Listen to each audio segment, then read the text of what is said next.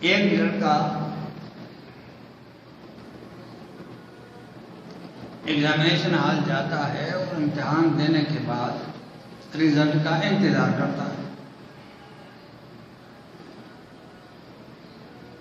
Result آتا ہے تو کئی پیپر میں فیل ہو جاتا ہے. جب وہ فیل ہوتا ہے تو اپنے ماقبل جو سال گزرا اس پہ نگاہ دوڑائے کہ میں نے ان پیپرز میں، ان پرچوں میں محنت کی تھی یا نہیں کی تھی، یا اساتذہ سے میں نے استفادہ کیا تھا کہ نہیں کیا تھا، میرے فیل ہونے کے اسباب کیا ہیں. کامیاب طالب علم وہ ہوتا ہے کہ وہ اسباب ڈھونڈے، اور اسباب جب کا پتہ چل جائے تو ان اسباب کو پھر اختیار کرے تاکہ اگلی مرتبہ کامیاب ہو جائے. لیکن اگر اس نے اسباب کو اختیار نہ کیا، نہ تلاش کیا، اگلے سال دوبارہ فیل ہو جائے. ہم اپنی زندگیوں میں بار بار فیل ہو رہے ہیں، لیکن اسباب تلاش نہیں کر رہے ہیں کہ ہم کیوں فیل ہو رہے ہیں، ہماری زندگی کے فیل ہونے کے اسباب کیا ہیں، تلاش نہیں کر رہے ہیں. اور اگر کوئی کہے کہ بھی ذرا تلاش کرو اور اس کو اس کی ناکامی کے اسباب بتلا بھی دے تو اس کو کہتے ہیں یہ قدامت پسند ہے، ناسمجھ ہے، اس کو موجودہ دور کا پتہ نہیں ہے، اور اپنا فلسفہ شروع کر دیتا ہے. میں نے حضرت عمر کی معمولی سی مثال دی ہے، آپ کو بڑی بڑی مثالیں موجود ہیں، ٹائم نہیں ہوتا کوئی نہیں.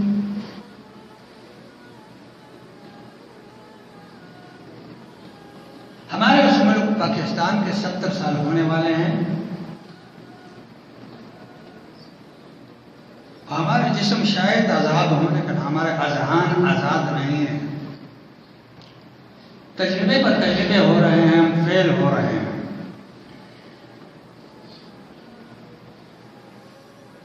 اور ان ناکامیوں کے اثرات ہمارے آنگن تک پہنچ گئے ہیں. ہم اس کو استقبال کے لیے دروازے پہ چلے جاتے ہیں، اس کے باوجود ہمیں معلوم ہے کہ ان اسباب کو ہم نے اختیار کیا تھا، ہم ناکام ہو چکے ہیں. اب ان اسباب کا دوبارہ استقبال کیوں کریں؟ آئیے کوئی اور طریقہ اختیار کر لیں. ہمیں اگر طریقہ نہیں آتا تو ماضی پہ نگاہ لگا لیں کہ وہ احباب، وہ مسلمان کیسے کامیاب ہوئے، انہوں نے کون سی راہیں اختیار کی تھی، کن راہوں پہ چلے تھے کہ کامیابیاں ان کے استقبال کے لیے آ رہی تھیں. اس کی نہ تلاش کرتے ہیں، بتلانے والے کو مورد الزام ٹھہراتے ہیں. ہمارے اپنے گھروں میں وہ پرانے اسباب جس کا خمیازہ ہم بھگت رہے ہیں. میں آپ کو بتاؤں، ایک کشتی چل رہی ہے، سمندر میں کشتی چل رہی ہے، طوفانی بھی آ رہی ہے، ہوائیں بھی آ رہی ہیں. کشتی کا ملاح اناڑی ہے،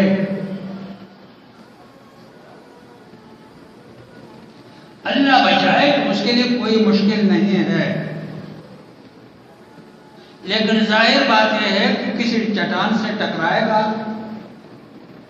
مالدار ہو گیا، لیکن کشتی میں بیٹھنے والے بھی سب تباہ ہو جائیں گے. اس سے پہلے کہ ہم کشتی میں بیٹھ کر اس کو سمندر میں اتاریں، ہمیں ملاح کا امتحان لینا چاہیے کہ کشتی چلانے میں ماہر ہے، چٹان سے اپنے آپ کو بچا سکتا ہے، موجیں آ گئیں تو یہ کیا کرے گا؟ نہیں. جس حکیم سے ہم دوا لیتے ہیں اور ہماری اموات ہو رہی ہیں، ان دواؤں کو استعمال کر کے ہماری بیماریاں بڑھ رہی ہیں، ہم اس حکیم کو چھوڑنے کے لیے تیار نہیں ہیں. کہنے والا بتاتا ہے کہ بھئی یہ حکیم عطائی ہے، یہ ماہر حاذق حکیم نہیں ہے، آپ دوبارہ اسے کیوں دبا لیتے ہیں؟ وہ سننے کے لیے تیار نہیں ہے، الٹا اس کو برا بھلا کہہ رہا ہے کہ تم مجھے ایسی جگہ سے روک رہے ہو۔ نگاہ لگائیں، آپ گھر گھر دیکھیں، بیٹا باپ کا تابعدار نہیں ہے، میاں بیوی کی لڑائی ہے، بھائی بھائی کی لڑائی ہے،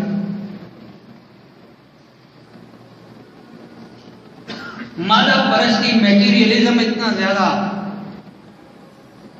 کہ کوئی سوچ دوسرا نہیں ہے کہ مال کہاں سے آ جائے۔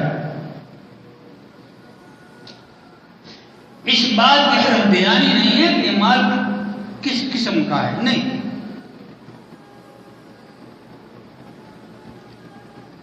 ان ہی اسباب کو دوبارہ اختیار کر رہے ہیں یا الفاظ دیگر اسی دوائی کو استعمال کر رہے ہیں جس سے ہمارے اکابرین، ہمارے اسلاف تباہ ہو گئے تھے، ہم بھی وہی دوا لے رہے ہیں تاکہ ہم بھی تباہ ہو جائیں۔ ہم نے دیکھا جو ہمارا تجربہ ہو رہا ہے اپنے اس عمر میں، ابتدائی حکمران آئے، انہوں نے کیا نعرہ لگایا، کیا ملا ہمیں، پھر حکمران آئے، کیا ملا ہمیں، پھر حکمران آئے، کیا ملا ہمیں۔ غریب آدمی کو تو سکون چاہیے اپنی چار دیواری میں، تالے پر تالے لگاؤ، چوریاں ہوتی ہیں۔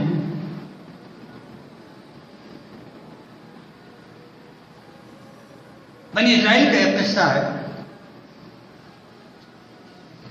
کفل نام ایک شخص تھا، کفل،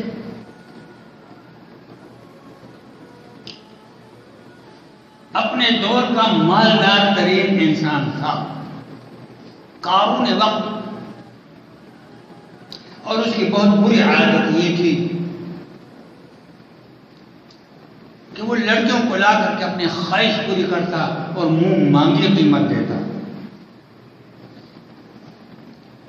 ایک لڑکی کو لے آیا اور حساب سے موجودہ دور کے ایک رات کے 10 لاکھ روپیہ جو علماء نے حساب کیا ہے اس کو دے دیا۔ کتنا مالدار ہوگا؟ اپنے نفسانی خواہش کو پورا کرنے کے لیے اب آیا اپنے کمرے میں، جو ہی کمرے میں اندر آیا تو وہ لڑکی زار پکار رونے لگی۔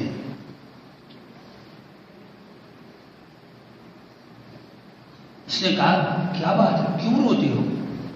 منہ مانگی قیمت تجھے دی ہے اور تمہیں اپنے رضا سے لایا ہوں، اس میں رونے کا سبب کیا ہے؟ اس نے کہا ہاں، رونے کا سبب میری غربت ہے، میری فقیری ہے، میں طوائف نہیں ہوں، میں باعزت خاندان کی بچی ہوں، میرا باپ عزت دار، میری ماں عزت والی، میرا خاندان باعزت، لیکن برداشت نہ ہو سکا، فقیری اور غربت نے مجھے یہاں لا کر دیا، مجبور روتی کھڑا ہو گیا، کھڑا ہو گیا کہ اس آخری عورت سے پہلے کتنی لڑکیوں کو اس نے تباہ کیا تھا۔ اب تاریخ دیکھ لیں، تاریخ قصہ ہے، حدیث میں آیا ہے، حدیث میں جس کا ذکر ہے، اس طرح کھڑا ہو گیا۔ کہتے میری بہن جس پاکیزہ طریقے سے آئی تھی پاکیزہ واپس سے جا، تمہارے ان آنکھوں میں آنسو نے اللہ کے عرش کو ہلا دیا ہے، میں تمہارے قریب نہیں آ سکتا، اور خدا کا واسطہ ان آنسوؤں کا نذرانہ دیکھ کر کے میرے لیے بھی معافی مانگ لو کہ میں نے ابھی تک کیا کیا ہے۔ وہ دروازہ ہے، چلی جاؤ۔ کفل کو پتہ نہیں ہے کہ تھوڑی دیر میں کیا ہونے والا ہے۔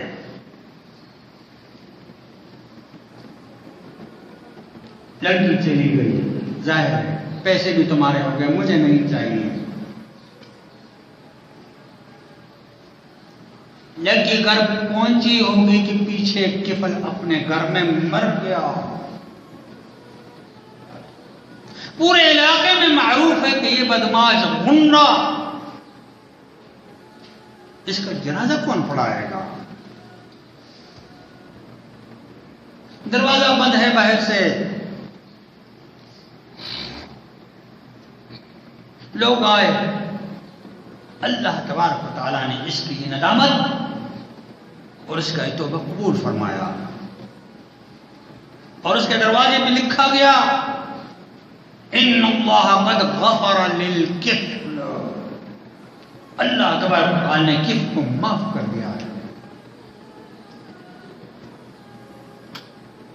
اس کا جنازہ پڑھاؤ، یہ ایک میرے دوست بن کے میرے پاس آ رہا ہے۔ میرے بھائیو،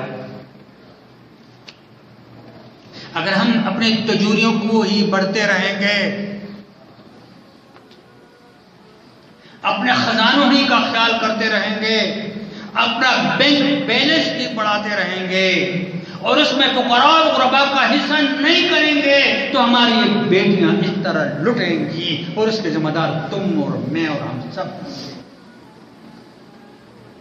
کیوں ایسا ہوتا ہے؟ آپ نے دیکھا بچی کیا کہہ رہی ہے؟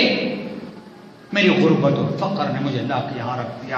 آج اس معاشرے میں کسی کا بینک بیلنس سوئٹزرلینڈ میں ہے، آف شور کمپنیاں چلتی ہیں، پتہ نہیں کتنی کتنی گاڑیوں میں اندر باہر آتے جاتے ہیں، ان کے مشہریوں پر اور ان کے بیڈس پر کتنی لڑکیاں آتی ہوں گی، وہ اللہ کے پکڑ سے بچ جائیں گے۔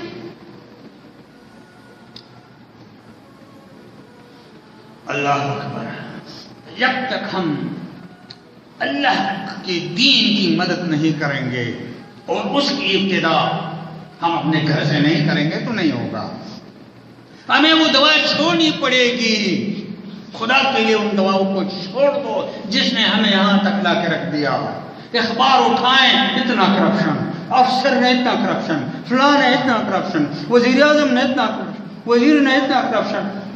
سبحان اللہ، کوئی ایسا آدمی بھی ہے جو اس پلیتی سے پاکی ہو، پھر بھی وہ میرے چوکٹ پہ آتا ہے ووٹ دے دو، شرم تم کو مگر نہیں آتی؟ اور میں بھی ووٹ دے دیتا ہوں کیونکہ میرے پارٹی کا ہے، میں نے پارٹی کا کلمہ پڑھا ہے، میرا لیڈر ہے، میں نے اس کا کلمہ جو پڑھ لیا۔ ہم نے گزشتہ ایام میں جس صاحب کو ووٹ دیا تھا اس کا نام تھا اسد عمر۔ مجھے بتائیے کسی نے اس کی شکل دیکھی ہے یا آیا ہے؟ میں کسی پارٹی سے تعلق نہیں رکھتا، یہ ذہن میں رکھیں، خوب سوچ سمجھ کر کے اللہ سے مانگتا ہوں پروردگار میرا ایک ووٹ ہے، مجھے یہ امانت ہے، یہ گواہی ہے کہ میں اس شخص کو ووٹ دے رہا ہوں، یہ امین ہے اور یہ سچا ہے اور صحیح ہے۔ میں یہ گواہی دیتا ہوں ووٹ کے ذریعے سے، میری گواہی غلط نہ ہو جائے، اللہ کی دین کی مدد ہوگی اگر میں اپنا ووٹ بھی صحیح استعمال کروں، نہیں کروں گا تو میں غدار ہوں گا، اللہ کا، اللہ کے رسول کا اور اس کے دین کا غدار ہوں گا۔ ایک شخص ایک ووٹ کے 4 کروڑ دیتا ہے، وہ جب کرسی پہ بیٹھ جائے وہ آپ کے لیے کچھ کرے گا یا 4 کروڑ واپس کرے گا؟ کوئی عقل ہے؟ ایک ووٹ کے 4 کروڑ واپس کرے گا، کتنے کروڑ دیے ہیں؟ اللہ سے مانگو کہ ہمیں ووٹ کس کو دینا چاہیے، ہماری کشتی کا ملا کون ہونا چاہیے، کس قسم کا آدمی ہونا چاہیے، مستقبل کے لیے بہترین رہنما اپنے اولاد میں سے بناؤ۔ لیکن ہم اپنے اولاد کو وہی دوا دیتے ہیں، وہی انجیکشن لگاتے ہیں جو ان لٹوروں کو لگا ہے، جو اپنی تجوریوں کو یہاں بھی نہیں رکھتے، باہر رکھتے ہیں۔ ہم ہر جگہ فیل کیوں ہیں؟ ہمارے جیب سے پیسہ نکلتا نہیں ہے۔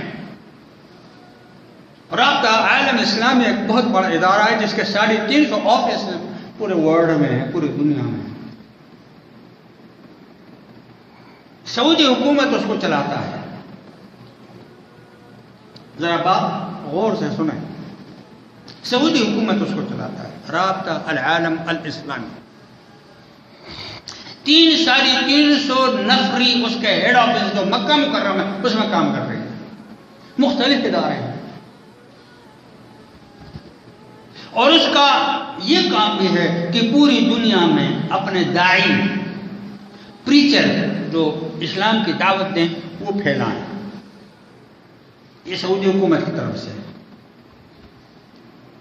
ایک رپورٹ کے مطابق جو برازیل جنوبی امریکہ، شمالی امریکہ نہیں، جنوبی امریکہ جو غریب ترین ملک ہے،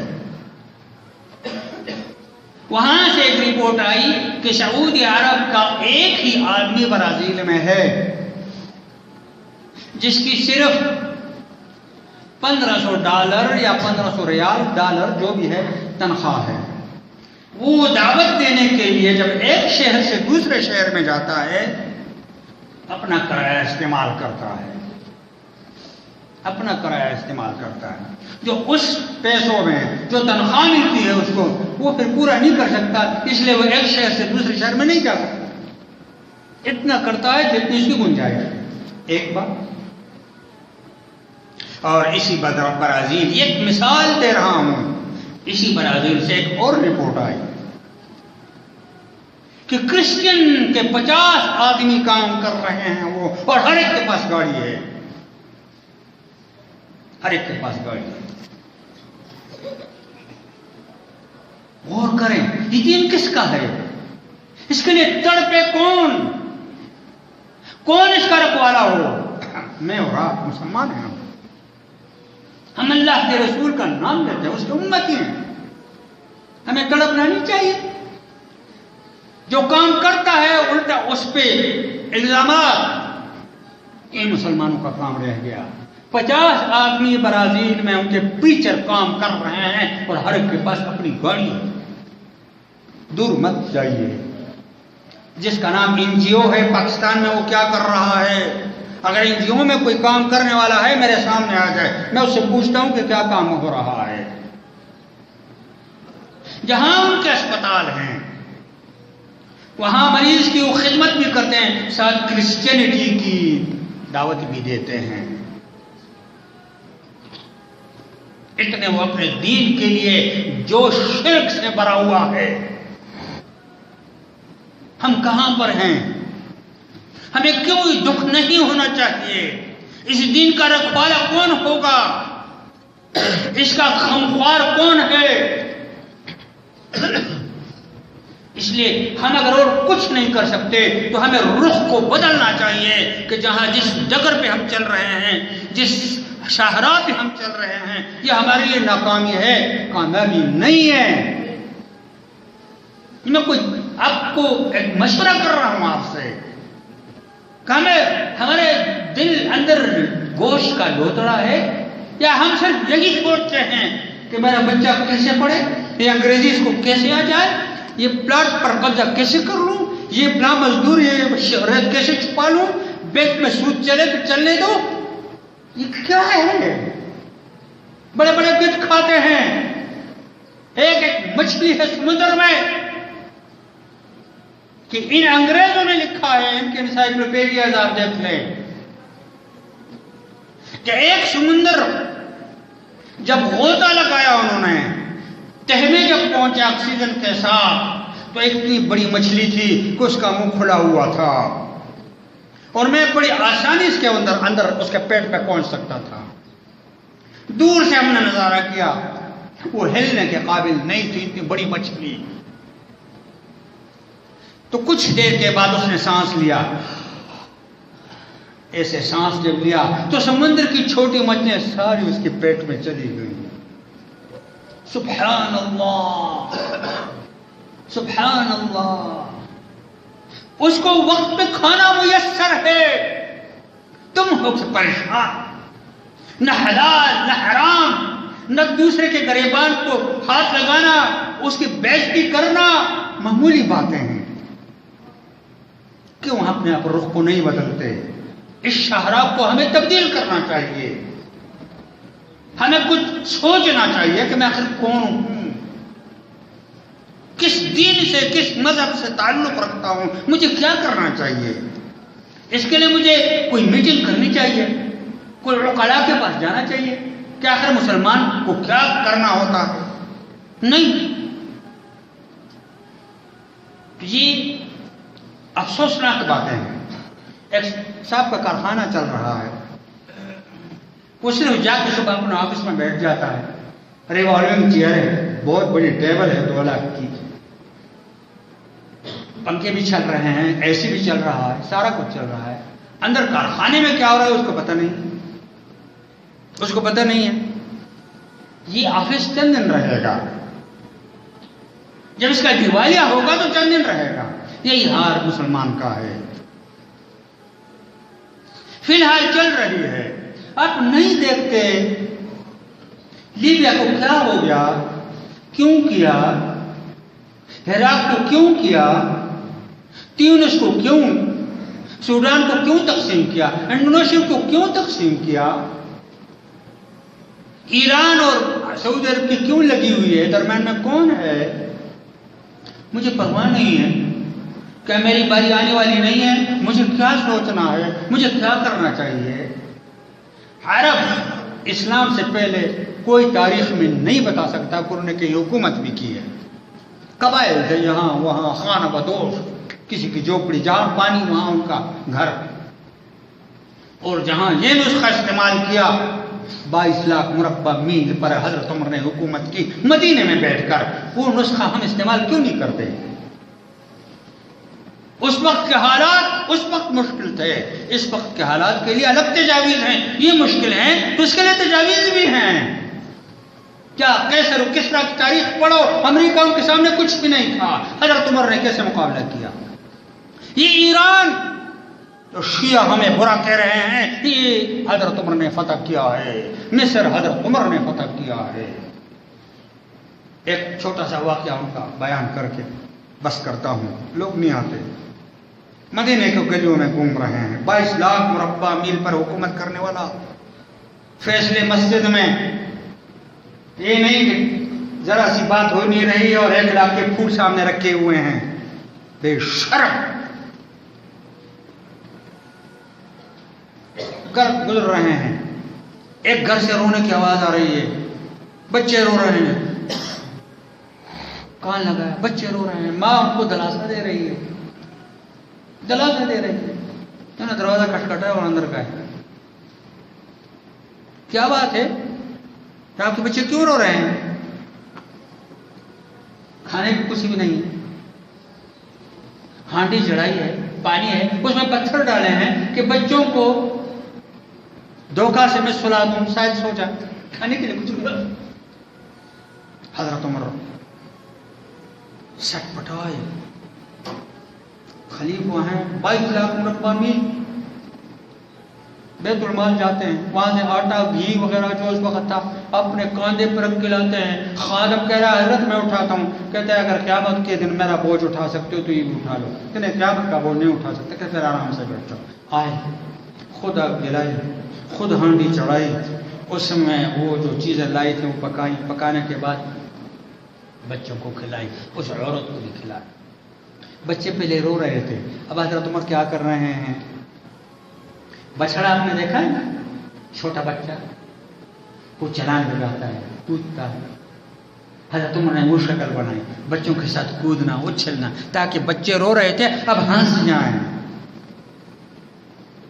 آپ کو ایسے حکمران ملیں گے تو گورا کیا چیز ہے، گورا کیا بنا ہے. اے میری بہن عمر کو معاف کر دینا. کہ نہیں، غلط، عمر کو نہیں معاف کروں گا، خلیفہ ہونے کے قابل تو تم ہو. میری بہن عمر کو کیا پتا ہے کہ تمہاری یہ حالت ہے. اگر عمر کو پتا نہیں ہے تو عمر کو یہ حق نہیں پہنچتا کہ ہم پر حکومت کرے. جمہوریت، جمہوریت پر لعنت، اس کو کہتے ہیں جمہوریت.